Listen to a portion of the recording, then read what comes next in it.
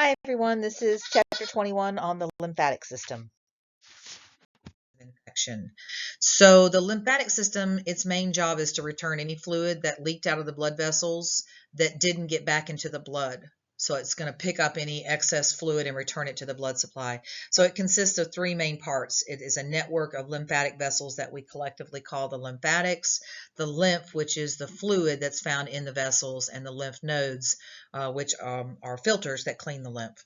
Lymphoid organs and tissues also provide a structural basis for the immune system by housing phagocytic cells as well as lymphocytes. And these structures include the spleen, the thymus, tonsils, lymph nodes, and other lymphoid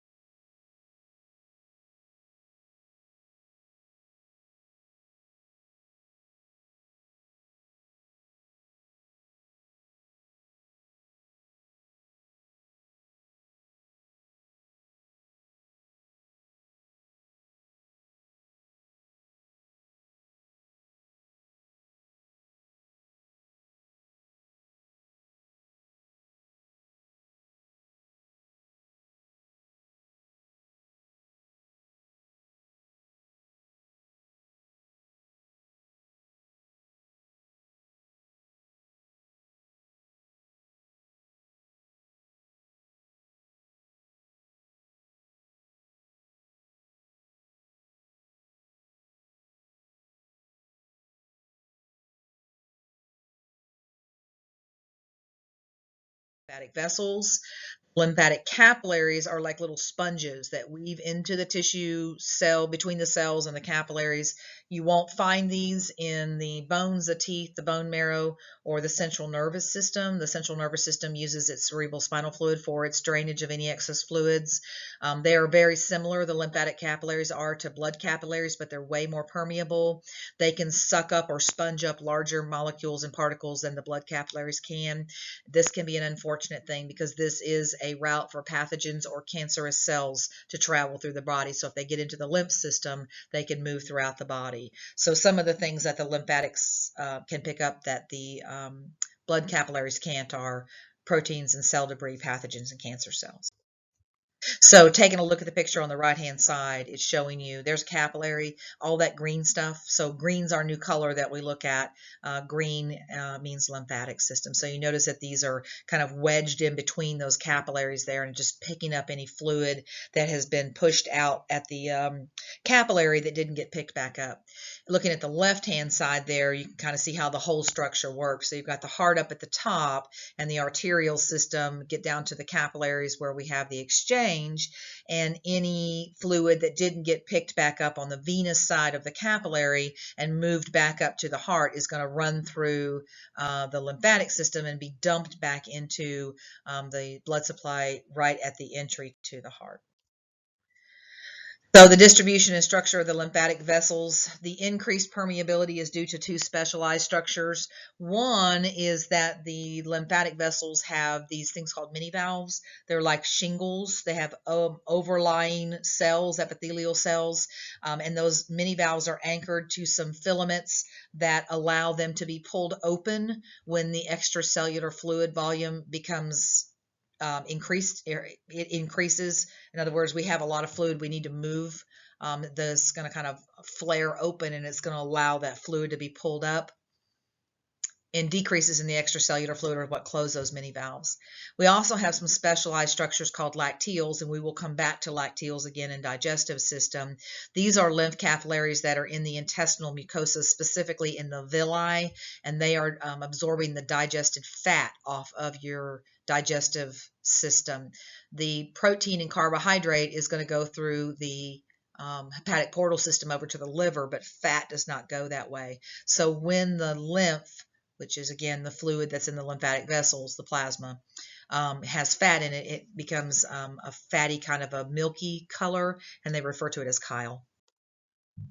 So there's just showing you a picture of mini valves and how they can open up with those filaments when there's a lot of tissue, fluid in the tissues, and they can sponge or absorb that fluid up and clear it out of the tissues. Larger lymphatic vessels, so lymph capillaries are going to drain into larger vessels called collecting ducts. So collecting vessels, trunks, and ducts are in this kind of group that we talk about. They are very similar to veins structurally and tunic-wise, except they have even thinner walls and they have more internal valves, and they anastomose a lot. In other words, they cross over a lot.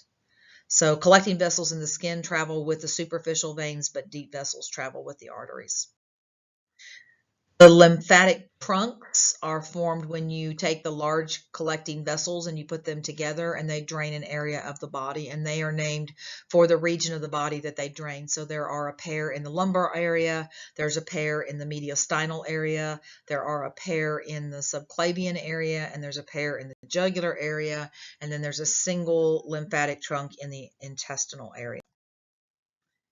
The lymph is delivered from the trunks into one of the two large lymphatic ducts. The right lymphatic duct is what drains the right upper arm and the right side of the head and thorax, and the thoracic duct is what drains the rest of the body. About 50% of individuals, the thoracic duct begins as an enlarged sac in the abdominal area called the cisternae chyli, and each empties lymph into the venous circulation at a junction at the internal jugular and the subclavian on its own side of the body. So this is showing you down there at the very bottom, that kind of enlarged green area is the cisternae chyli.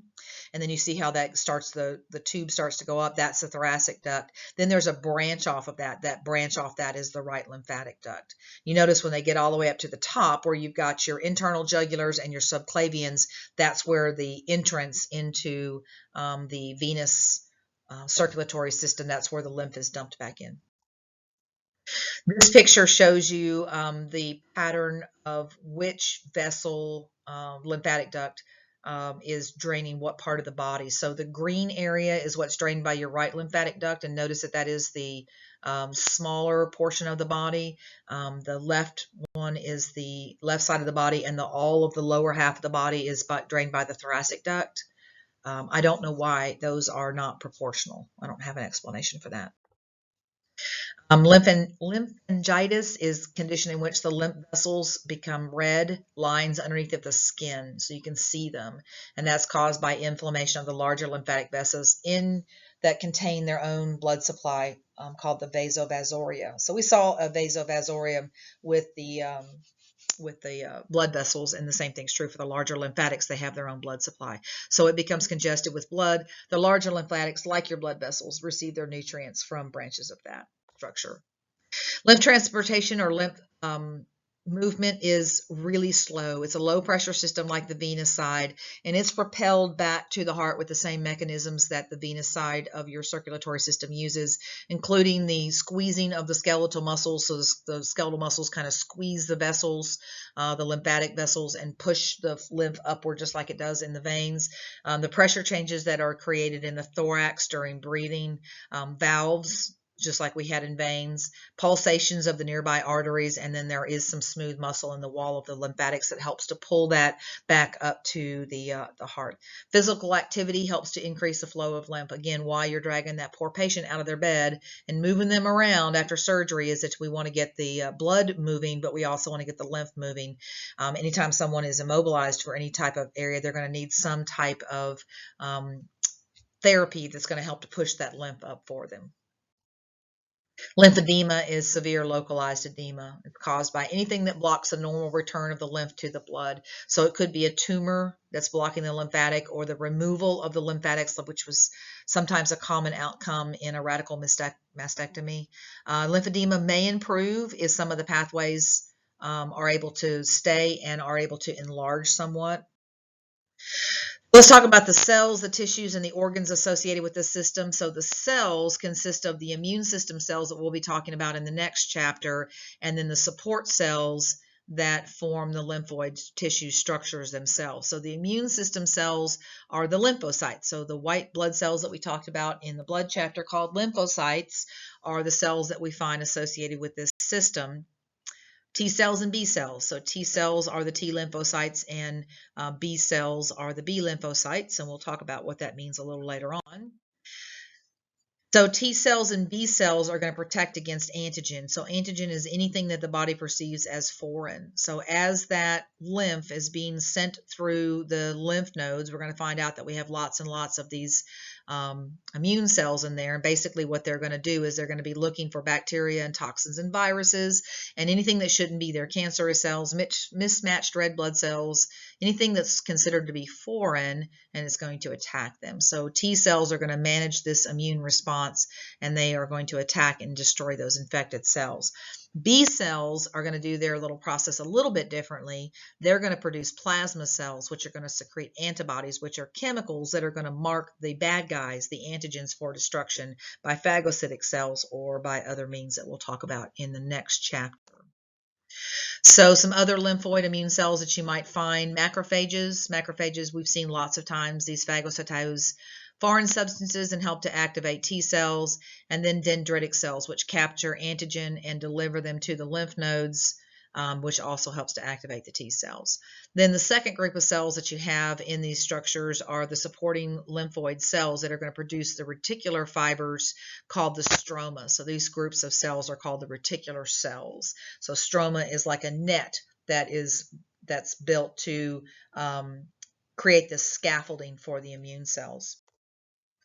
So there's the idea of what it looks like. So there's your reticular cells. They're making these fibers, and then you've got all of these macrophages that are kind of sitting on those fibers, and they're looking for bad guys. The main function of the lymphoid tissue is to house and proliferate the lymphocytes. In other words, where to make lots and lots of copies of those lymphocytes. It offers what's called immunological surveillance vantage points for the lymphocytes and macrophages, so they can just kind of sit there and watch the lymph go through and look for things that aren't supposed to be there, like bacteria or viruses. They're largely composed of reticular connective tissue, which was, if you will remember from chapter 4 or 5, I think it was chapter 4 in 210, it's a type of loose connective tissue. The macrophages live on the reticular fibers. The space between the fibers is a place for the lymphocytes just to hang out when they're patrolling. There's two different types of lymphoid tissue that we find in the body. There's diffuse lymphoid tissue, which is a loose arrangement, just kind of a found here and there of cells and some reticular fibers found in just about every organ in the body, and found in larger collections in places like the lamina propria of the mucous membranes that are coming in contact with the outside world. Then you have lymphoid follicles or nodules, which are a little bit more organized, solid spherical bodies that have highly packed lymphoid cells and reticular bodies or fibers in them. They have germinal centers where you have a lot of proliferation of B cells. These may be part of a larger lymphoid organ like a lymph node, or they can be isolated patches like the Peyer's patches and the appendix. Lymphoid organs are grouped into two functional categories. First is called the primary lymphoid organs, and this is where T cells and B cells mature. So those two choices are the red bone marrow and the thymus. So those are both considered primary lymphoid organs. So T cells and B cells both are originated in the bone marrow, but the B cells stay in the bone marrow and mature in the bone marrow. The T cells are going to mature in the thymus. So where we get the name B cell and T cell is based on their site of maturity. Where do they go to mature? Then you have what are called the secondary lymphoid organs, and these are structures and areas where the mature lymphocytes are going to go out and do their job. Right? So primary lymphoid organs is kind of like college. Secondary lymphoid organs is kind of like where you're going to go out and do the job that you've been trained to do while you were in college. So this is going to include the lymph nodes, the spleen, all of the mucosal associated lymphoid tissue, collectively called the MULT, and any diffuse lymphoid tissues that are found in various organs. So giving you that idea here, the primary lymphoid organs, again, are the bone marrow and the thymus. The secondary, where they're actually going to go out and do their job, are going to be lymph nodes, tonsils, spleen, Peyer's patches, appendix, that kind of thing. Lymph nodes, again, a principal secondary lymphoid organ of the body, hundreds and hundreds of nodes that you have in the body. They are usually deeply embedded in the connective tissue in clusters along the lymphatic vessels, but there are some that are closer to the surface in the inguinal, axillary, and cervical regions. So when we're looking at this picture now, what we're focusing more on are the lymph nodes. So notice that you have a lot of them in the neck area, a lot of them under the arms, and a lot of them in the axillary areas, or all of the areas where the trunk connects to the outside world. And so we want to make sure that the lymph coming in from those areas has been thoroughly filtered, and that is what lymph nodes do, is they filter the lymph before it is dumped back into the heart. Anything that's in that lymph that doesn't get filtered out now is going to go into the circulatory system and has access to the whole body. Main functions of your lymph nodes. Number one, cleansing the lymph. So these are the filters. The macrophages that live in there are going to remove and destroy microorganism and debris and help to prevent any unwanted substances from being delivered back to the circulatory system. They also function as the activation center for the lymphocytes in the immune system to become activated and start to mount a defense against antigen. Vary in their shape and size, but typically they are bean shaped, meaning they have an indention on one side, kidney bean shaped. So they're less than an inch in size usually. They have a tough outer covering called a capsule. And then the capsule actually invaginates or extends inward into the lymph node and creates these little divisions called trabeculae to make the nodes that are inside of the lymph node. It has two histologically distinct regions, the cortex and the medulla. The cortex is the superficial area. Cortex in Latin means bark. So it's on the outside, this outside region. It has follicles with the germinal centers that are heavily dividing in B cells. The deep cortex houses the T cells that are in transit. So T cells are constantly circulating among the blood, the lymph nodes, and the lymph. So they're kind of always on this pathway going round and around. You have abundant numbers of dendritic cells that are closely associated with the T cells and the B cells, and they're playing a role in activating the lymphocytes.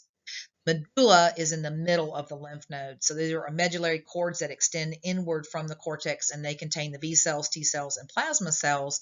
And there are sinuses that are found throughout the lymph node. They consist of large lymphatic capillaries spanned by crisscrossed reticular fibers, and the macrophages are actually hanging on those or living on those fibers, and they're watching the material as it's coming through, the lymph that's coming through, and checking for anything that is foreign.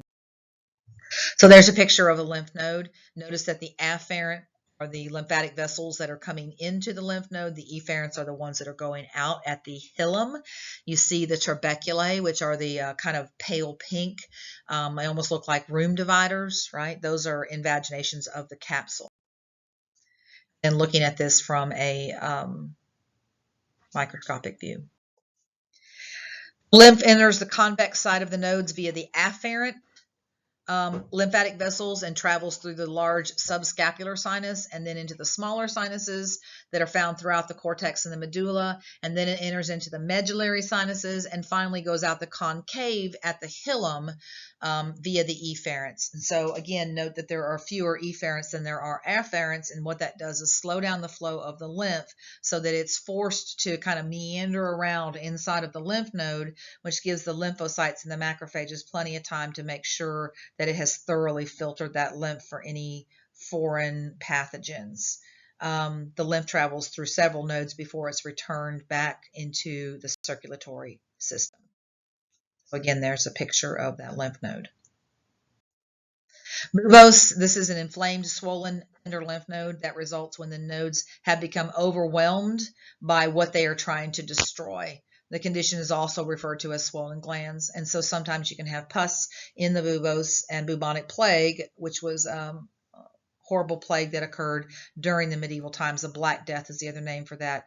That was the chief clinical feature of the disease, was that they had these lymph nodes that became so overwhelmed and full of pus that it actually cut the circulatory system off to them, and they didn't have a blood supply. When you don't have a blood supply to tissue, it dies. So they basically had these necrotic lymph nodes that were dying inside of them, which ultimately led to the death of the individual. Lymph nodes can become secondary cancer sites if they are metastasizing cancer cells that are trapped in that lymph node. So cancer-infiltrated lymph nodes are swollen, but they're not painful. So if your patient's telling you, yeah, my lymph nodes have been swollen for a while now, but it doesn't hurt when I press on them, you might want to check them to make sure that what's not going on is they don't have lymphoma. So that's one of the ways that you distinguish cancerous nodes from those that are infected by microorganisms. About your spleen. Your spleen is a blood-rich organ about the size of a fist, located on the left side of the abdominal cavity, just below your stomach. It is your largest lymphatic organ, and it has a splenic artery and vein, which enter and exit at the hilum. So it has a little indention on the side of it, like we've seen before. The function of the spleen is to allow as a place for the lymphocytes to divide and the immune surveillance and response to occur. It's also the recycling center for old blood cells and platelets. We recycle a lot of those, and we'll be talking about that. We talked about that in blood already. The macrophages are removing any debris that is in there. So again, there's your spleen over there on the left-hand side, about the crook of your inside of your elbow. And there's what it looks like. And there's what it looks like in real life. So there's some additional functions of the spleen. They store and break down the products of red blood cells. So I always say the spleen is the repository for old red blood cells. It's the recycling center. We want to keep the iron. So when we break down old red blood cells, we keep the iron and we reuse it. It also stores blood platelets and monocytes for release into the blood as needed. And it is most likely the place where red blood cells are formed in the fetus. The spleen is encased by its own capsule, and it has trabeculae, just like we saw with the lymph node. It has two components when we look at it underneath of a microscope. It has white pulp and red pulp. The white pulp is the immune function, so this is mostly lymphocytes sitting on reticular fibers. The white pulp clusters are found around the central arteries. They look like they are white in a sea of red. The red pulp is where the old blood cells and bloodborne pathogens are destroyed. So this is an area that's rich in red blood cells and macrophages. It's composed of splenic cords, which are reticular tissue that separate the blood-filled splenic sinuses from one another. So there's the idea of the white versus the red pulp. And there it is on a slide. So the circles are the white pulp areas and everything else is red pulp. Spleen has a really thin capsule. A direct blow to it or a serious infection of it can cause it to rupture and spill blood into the peritoneal cavity. Splenectomy is the removal of a ruptured spleen. This used to be the standard. So if you had any kind of injury to your spleen, they would automatically remove it. But they have learned that the spleen can repair itself, and that has reduced the number of emergency splenectomies dramatically. If your spleen is removed, the liver and the bone marrow takes over those functions. In children that are younger than 12, the spleen can regenerate itself if just a small part of it is left.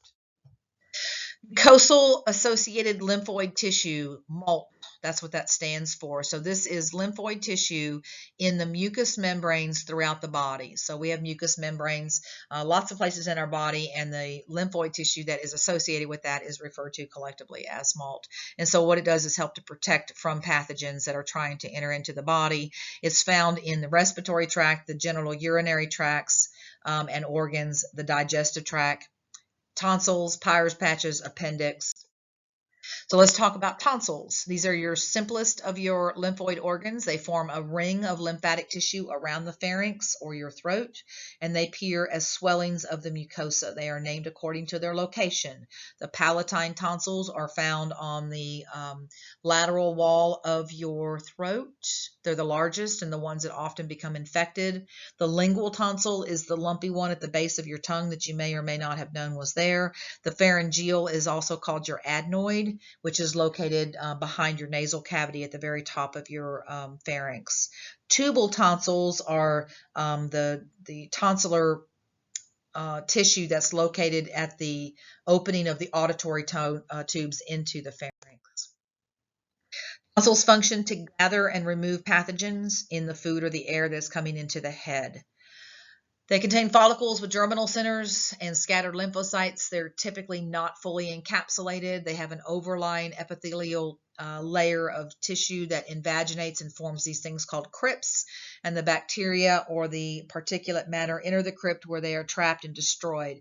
So this is kind of a risky situation. So we're luring bacteria into a perfect incubator. That's what we've got in there. So in your tonsils, you have the right temperature, you have the right humidity, and you have food, because food gets trapped in there as well.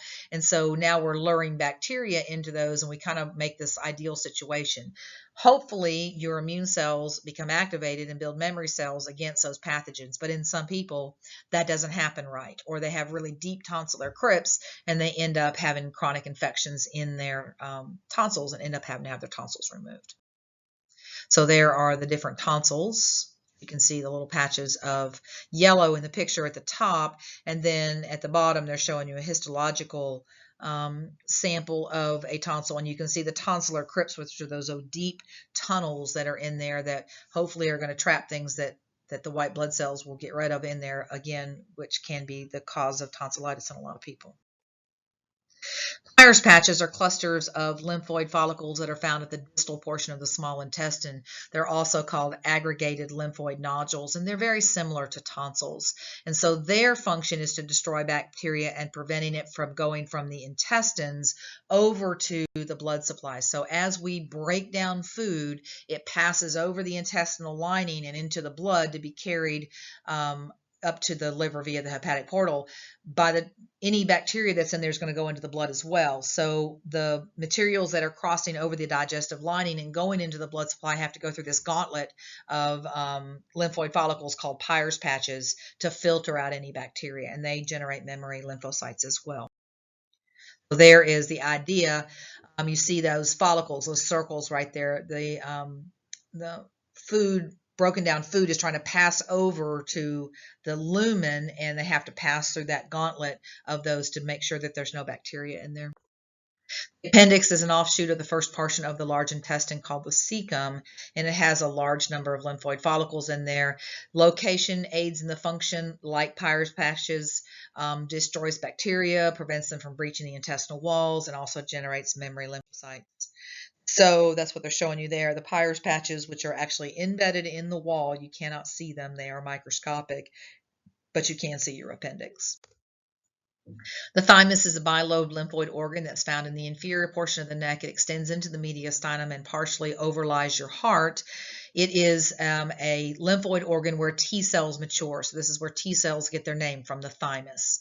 Most active and largest in childhood. It stops growing during adolescence, and then it starts to get smaller and smaller or atrophy. So by the time you're an adult, it's probably about the size of a big grape. It's about the size of it. Still produces immunocompetent cells, but it does it very slowly. Thymus is broken into lobules that contain outer cortex and inner medulla. We've seen that arrangement lots of times. The cortex contains rapidly dividing lymphocytes, which is the bulk of the thalamic cells that we see there, and scattered macrophages. The medulla contains fewer lymphocytes and thymic corpuscles. The thymic corpuscles are where the regulatory Ts, or the suppressor Ts is another name for those, develop. The regulatory Ts are the ones that help to prevent overblown reactions by your immune system, or dampens the immune system back down. Thymus differs from the other lymphoid organs in a couple of important ways. Number one, it has no follicles because it doesn't have any B cells. Number two, it does not fight antigen directly. It functions strictly as a facility for the T cells to mature in it. It has a blood thymus barrier, which keeps the immature T cells that are learning their job from being exposed to any antigen so that they are not prematurely activated. And it has a stroma that's made of epithelial cells, not reticular fibers like we saw with the spleen and the lymph nodes, and it provides an environment in which the T lymphocytes become immunocompetent, which means that they learn their job. There is a slide of what the thymus looks like, about where it is. It's that yellow, looks like chewed gum stuff on the picture, and then you have a histological picture at the bottom. If you have any questions, let me know.